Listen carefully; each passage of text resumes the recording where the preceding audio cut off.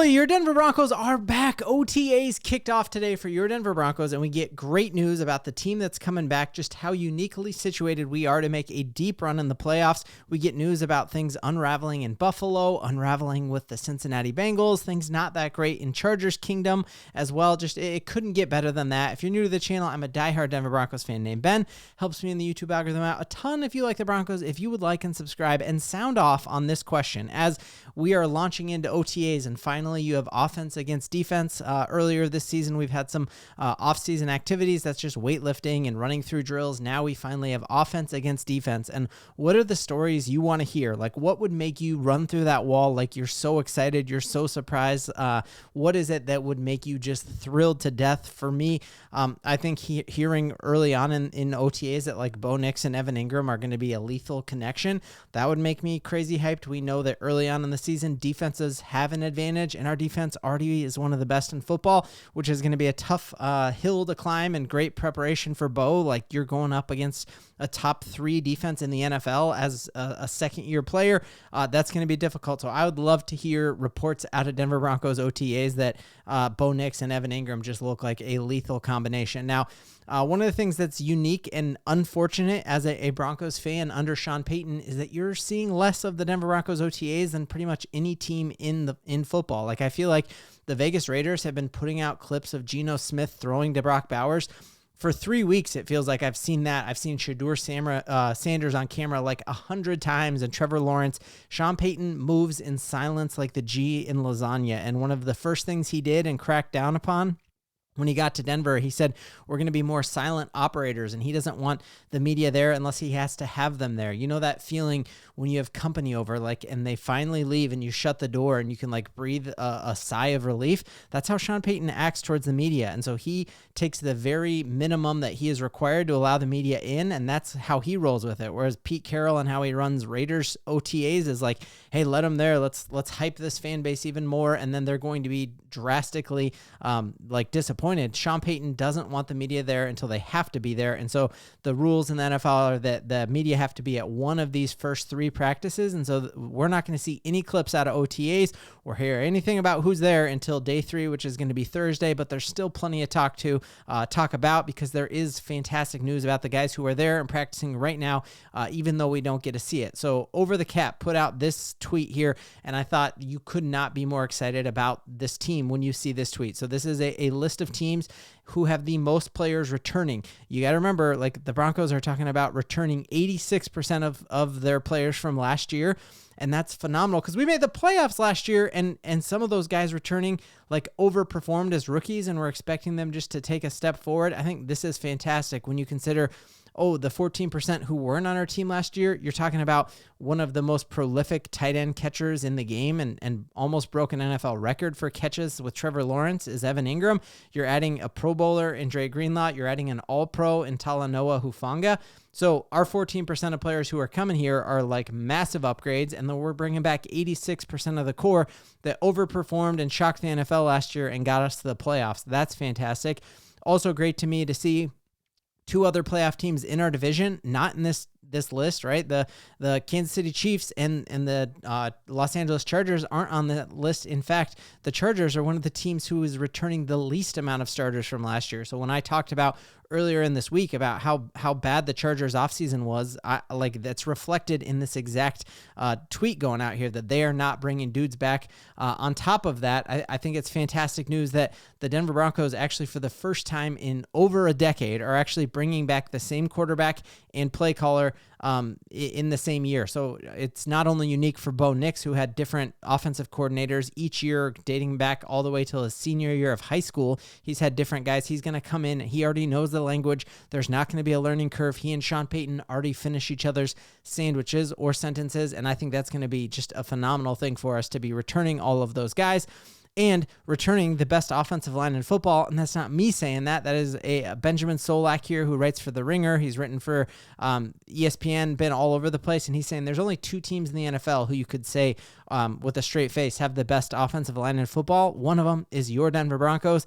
Notably, one of the worst offensive lines in football is the Kansas City Chiefs. That's also in his article here, just about all the reaches that the Chiefs did. So we are bringing back amazing group of starters and the best offensive line in football. We saw the upgrades this top 3 defense did, and it's really hard not to be wildly excited. On top of that, you're also looking at next year. Like, we're all hyped up about, hey, we know that Nick Bonito and Zach Allen and who else? We got Jonathan Franklin Myers all need a new deal. Courtland Sutton needs a new deal, but we don't even crack the top 10 as far as players who are set to fall off next year. Instead, 2 of our division rivals are. So not only were they not able to bring back a huge group of starters this year, next year will be even worse for them, as the Chargers have 19 dudes on their roster who started 25% of the snaps last year who are set for new deals. They're not going to be able to keep all of those, and that is the advantage that we are going to have for these next 4 years with Bo Nix on this rookie contract. We're going to be able to pay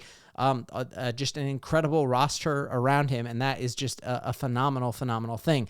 One of the reasons we're able to be doing this and like we're ranking up here is the competitive advantage that we have to be able to bring back 86% of our starters, even with the fact that we're still eating Russell Wilson's dead cap hit. One of the crazy advantages is because we have the most cash-rich owner in the game of football, and it's so one-sided and lopsided that Commissioner Goodell at the league meeting last week told the owners, like, hey, we're going to have to revisit this salary cap stuff, because what they're starting to see is that these cash-rich owners like we have are able to offer massive deals up front with a ton of cash, and it's going to lower the cap term hits. And that's a huge advantage for the Broncos, and one that we're going to be able to exploit and just keep spamming that advantage.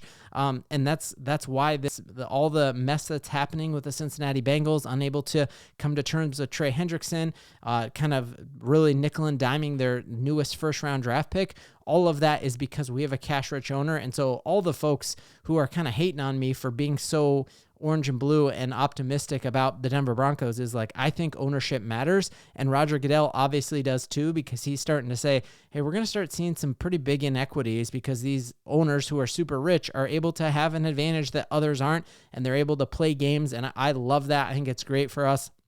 I'd be furious with this system if I was Cincinnati, who has one of the poor cash owners in the league, or the Bears who don't have a ton of cash flow. This is going to be a great thing, and that's why it's going to be such a great run for the Broncos for the next couple of years.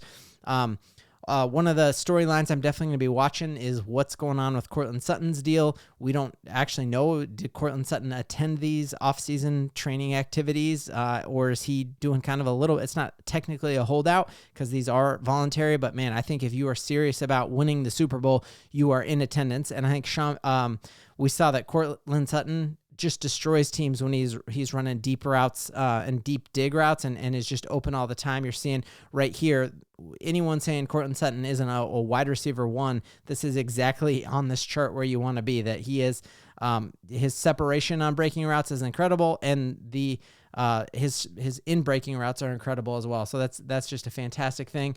Other thing I wanted to just point out is like we're returning a bunch of dudes, and for all those folks saying that they think Bo Nix is going to have a sophomore slump, or he's not going to finish the season as hot as he did, typically when you see players who have a sophomore slump, it was because defenses started to figure him out later on in the season. And we actually saw Bo's first 2 games be the worst games of his entire career. And then that Jets game when it was playing in a monsoon with like a soaking wet ball, and that actually Bo Nix got stronger as the season ended and had one of the higher EPA per dropbacks over week 10 and beyond. And you're playing the Chargers in there, who was the top scoring defense in the league. You're playing high stakes games in Cincinnati. You're playing the Kansas City Chiefs. I know they rested some starters, but we had tough games from week 10 onwards, and Bo Nix finished the season stronger than any other quarterback except for Jared Goff, Lamar Jackson, and Josh Allen. So that's the type of conversation and the names you want Bo Nix to be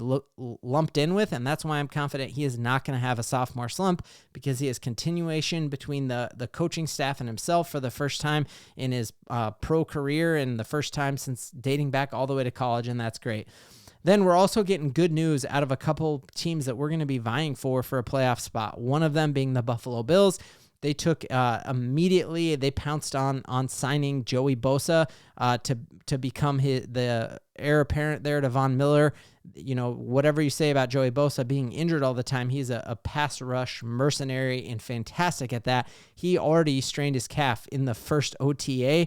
Got to be incredibly discouraging for all of Bills Nation and Bills fans, because they had a lot of hope riding on him. And I think it's, you know, the fact that he won't be playing until at least training camp.